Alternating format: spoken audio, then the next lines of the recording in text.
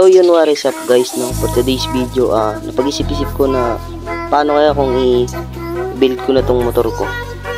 Halos 2 months na rin siyang natambay, no? Hindi ko alam kung aandar pa ba yan.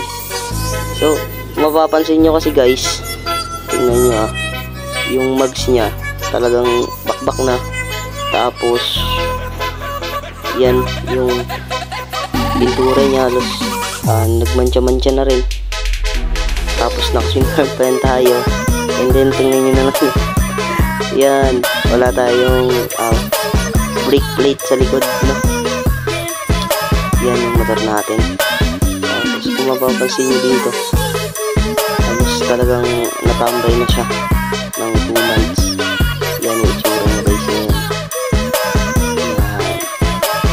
Tapos kung mapapansin nyo rin, tingnan natin yung yung box niya. Okay na. Yan, kung mapapansin nyo rin, talagang yung gas tank niya is kinain na ng kalawang. Pati yung battery niya kinain na rin ng kalawang guys. So papalitin din natin yan. Yan nga yan, no?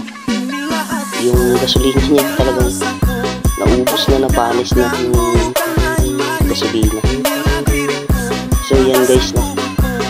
So yun guys, no? Yun lang. So update ko na lang kayo kung anong magiging balita sa alaga natin.